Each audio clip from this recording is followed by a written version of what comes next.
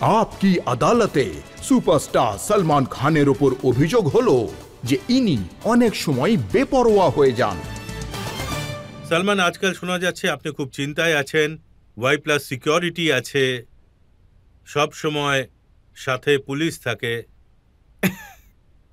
আগে আপনি সাইকেল নিয়ে বেরিয়ে পড়তেন, আপনার দুষ্টুমি আর কোনো চান্স নেই। স্যার, ইনসিকিউরিটি থেকে বেটার সিকিউরিটি আছে।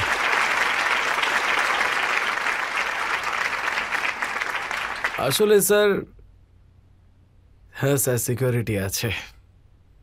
আর আচ্ছা, ব্যাপারটা এমন নয় তো যে জঙ্গলের বাঘ ছিলেন এখন খাঁচায় বন্দি? হ্যাঁ স্যার, এখন সেই রাস্তায় সাইকেল চালানো, একা কোথাও যাওয়াটা এখন আর হয়ে ওঠে না। আর এর থেকেও আমার একটা বড় প্রবলেম আছে যে যখন ট্রাফিক জ্যামে থাকি তখন এত সিকিউরিটি, গাড়ি ঘোড়া, you know inconvenience to other people, তা ওদের লুকগুলোও দেখতে পাই যে আচ্ছা আচ্ছা এখন স্টার হয়ে গেছো। তখন এই লুকগুলোও সামনে আসে, ইনকনভিনিয়েন্সও আসে লোকেদের মধ্যে, বেচারা ফ্যান্স, কোথাও। তাছাড়া থ্রেট ফেটসও আছে। So that is the reason why security is there. আর সেগুলো সলমান, এই থ্রেটের ব্যাপার তো খুবই সিরিয়াস। আগে স্যার, আর এই যে থ্রেটগুলো আপনার দেশের ভেতর থেকেও আসে, দেশের বাইরে থেকেও আসে, আর আমি সেটা এক্সামিনও করেছি। এই যে সিকিউরিটি আপনি পাচ্ছেন, সেটা পাচ্ছেন কারণ সত্যিকারেরই একটা সিরিয়াস থ্রেট আছে, কিন্তু আপনি সেটাকে সিরিয়াসলি নেন না। স্যার আমাকে যা যা কাজ করতে বলা হয়েছে আমি সেই সব কাজই করেছি স্যার। এখন আই নো যে আমাদের সিনেমা কিসি কি ভাই কিসি কি জান, এখানে একটা ডায়লগ রয়েছে that they have to be lucky 100 times আর I have to be lucky once.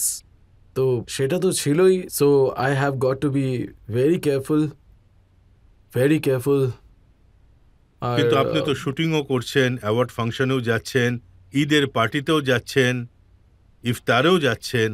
হ্যাঁ স্যার, পুরো সিকিউরিটিকে সঙ্গে করে নিয়ে যাচ্ছি স্যার, পুরো টাইট সিকিউরিটির সাথে। এখন তো কোনো এখানে তেমন সিকিউরিটির কোনো প্রয়োজন নেই সেই অর্থে, ইউনো।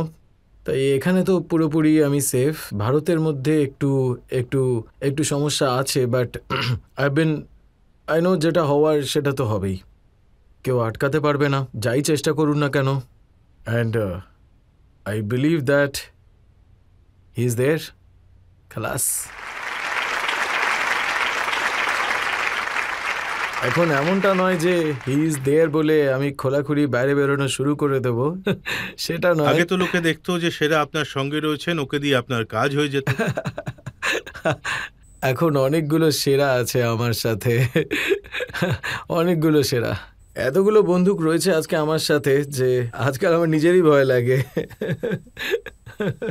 কিন্তু সলমান, এই যে এইভাবে পয়েন্ট করা, সামনে পেছনে সামনে পেছনে। আচ্ছা, তারপর ওই লুকটা যে দেখায় না যে আচ্ছা বাহ, তারপর তারপর the guys will understand, can't go anywhere. তারপর যখন ওই দেখো না মিনিস্টাররা যাচ্ছে যে ওই বাজছে সাইরেনটা, এই নাও, হ্যাঁ ওই এখন লুকটা আমাকেও দেয় সবাই। So I have told them যে ওই সাইরেন টাইরেন বাজানোর কোনো দরকার নেই, drive it a very slow pace. কারণ সব সময় ফাস্ট পেসের মধ্যে ওই পাইলট গাড়ি বেরিয়ে যায় স্যার। যেই গাড়িতে আমি বসে আছি না, আমি বেরিয়ে আসি। ওই যে থ্রেট মেরেছে সে তো কিছু করবে না, হ্যাঁ আমি নিজেই আমার কাজ করে দেবো। So I tell them to drive very carefully. কিন্তু এই যে থ্রেটটা, এর পেছনে 20 বছরের পুরনো গল্প রয়েছে, ব্ল্যাক বাক কেসের সেই পুরনো গল্প। স্যার আমি জানি না এটা কি জিনিস, I don't know, I seriously don't know. আমাদের জুডিশিয়াল সিস্টেম এমন রয়েছে স্যার, সেটা খুবই উপযুক্ত, খুব সেটা ডিসাইড করবে আমাদের জাজ সাহেব, ডিসাইড করবে যা ডিসিশন নেওয়া হবে। I will take it on sir, bring it on. আমি আপনার এই কথাটা রেসপেক্ট করি যে মামলা আদালতের সামনে রয়েছে, আদালত ডিসাইড করবে, আর আমার বিশ্বাস যে আপনি রেহাই পাবেন। আপনি আদালত থেকেও রেহাই পাবেন আর ওই আদালত থেকেও রেহাই পাবেন। কিন্তু সলমান খানের মধ্যে এমন একটা ম্যাগনেট রয়েছে ফিল্ম ইন্ডাস্ট্রিতে, যে কোথায় হোক না কেন, যে কোনো বদনাম কোনো মানুষের মৃত্যু হয়ে গেলে তো অভিযোগ সলমান খানের ওপরই আসে যে সলমান খান ইন্ডাস্ট্রি থেকে বার করে দিয়েছে, কাজ করতে দেয়নি, এই জন্য চলে গেছে। স্যার আমি নিজেই ইন্ডাস্ট্রির সঙ্গে যুক্ত নই, আমি নিজে ইন্ডাস্ট্রিতে যাদের সাথে কাজ করি তাদের সাথেই আমি শুটিংয়ে নিয়ে এই সমস্ত নিয়ে তাদের সাথে কথা বলি আর বাড়ি ফিরে আসি, আর আমার ফ্যামিলি আছে। তার মানে এই নয় যে আমি ইন্ডাস্ট্রির একদম একদম স্ট্রেট আউট, মানে রোজ পার্টি হচ্ছে, রোজ গেট টুগেদার হচ্ছে, আর ইন্ডাস্ট্রির প্রচুর লোকজন আসছে আমার বাড়িতে। ছোটবেলার যারা বন্ধু তারাই রয়েছে, তাছাড়া সিনিয়ররা আসছেন, বাট কিন্তু ইমপ্রেশন তো বলে যে ফিল্ম ইন্ডাস্ট্রিতে কাজ করতে হলে সলমানকে সেট করে নাও।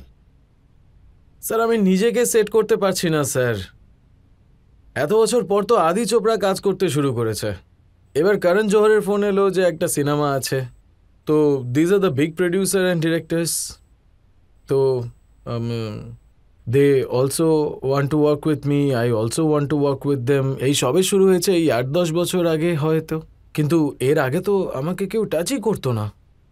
যারা যারা আমার আগে, যারা আমার প্রডিউসার ছিলেন, যেমন ববি কেন্ট আছে যিনি আমার সাথে কুরবান বানিয়েছিলেন, শাদি করকে ফাঁস গয়া আমার সাথে বানিয়েছিলেন, আবার 3-4টে আরও বানিয়েছিলেন, যেমন মিস্টার শ্যাম বাজাজ আছেন, উনি এখনও আমার বন্ধু আছেন, কারণ আমি জানি যে যখন নিচে যাওয়ার সময় আসবে তখন এই লোকগুলোই আমার পাশে দাঁড়াবে। কিন্তু ইমপ্রেশন তো এই বলে যে সলমান কারোর ওপর রেগে যদি যায় তাহলে তার ইন্ডাস্ট্রিতে থাকা মুশকিল হয়ে যায়। না স্যার, আসলে দ্যাট রাগ করার মতন কোনো কোয়ালিটিই নেই স্যার, আমার কোয়ালিটিই নেই। অনেক মানুষ ড্রিঙ্ক করে নেয় আর বলে যে আমি একে ছাড়বো না, আমি একে ছাড়বো না। If I have a drink I say let it go, let it go. I don't have that vindictive bone in my body. I don't have that at all. যে আমি ওকে একদম ছাড়বো না। That I would never forgive you. So সেটা আমার মধ্যে নেই, গিয়ে মাঝে মাঝে চলে আসে আমার মধ্যে। আচ্ছা, আর তারপর মনে হয় যে এসব বাদ দিই, জীবনে অনেক কিছু করার মতন আছে। Go, This was the journey. এখানে অনেক কিছু করার মতন আছে, এসব নিয়ে এত মাথা ফাটিয়ে কি হবে on somebody, and I don't. না, আপনার কথাটাও ঠিক। কিছুদিন আগে আমি দেখেছি পাঠান হিট করানোর জন্য সলমান খান আরে একদম না স্যার, একদম না।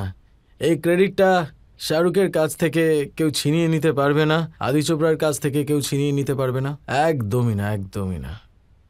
শাহরুখ খুব ভালো কাজ করেছে, আর এই সমস্ত ফ্যানেরা শাহরুখের সিনেমা দেখার জন্য অপেক্ষা করে বসেছিল, আর একটা সঠিক সময়ে সঠিক সুযোগ সঠিক সিনেমা এসেছে। আর শাহরুখ,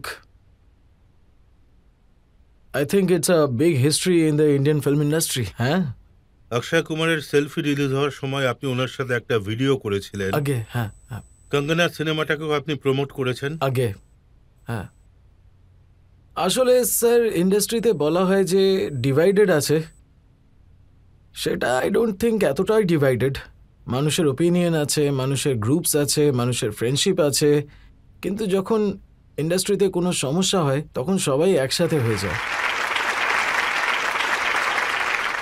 আপনি কি করণ জোহরের সাথে সিনেমা করবেন? আগে হ্যাঁ, আমি অলরেডি একটা করে ফেলেছি ওনার সাথে। দেখুন, বহু বছর আগে কুছ হোতা হ্যায়তে আপনি ওনার জন্য সাপোর্টিং অ্যাক্টরের কাজ করেছিলেন। হ্যাঁ, তখন যে ব্যাপারটা হয়েছিল সেটা আই থিঙ্ক ওই সৈফ আলী খান, চন্দ্রচূড় সিং এরা সবাই ওই রোলটা করতে নাকচ করেছিল, একদম মানা করেছিল। তো আমার বোন আলবিরা আর ও অনেক ভালো বন্ধু ছিল, তো ওরা আলবিরাকে বলল you must do that film, আর আমাকে গল্পটা শোনাতে হলো। আমি ফার্স্ট হাফ শুনলাম, ফার্স্ট হাফে তো আমি কোথাও ছিলামই না, তো আমি বললাম কেন টাইম ওয়েস্ট করছো, আমি এই সিনেমাটা করবো। My sister has told me to do the film, so I will do the film. কিন্তু ও সব জায়গায় বলে বেড়াতো যে আমি ওকে খুব ভয় পাই। আমি আপনার প্রথম সিনেমাতে আপনার সাথে তো কাজ করে ফেলেছি, আমার সাথে ভয় পাওয়ার কি আছে? আর শোনা যাচ্ছে টাইগার 3-তে আপনার সাথে শাহরুখকেও দেখা যাবে। এটা একটা সারপ্রাইজ।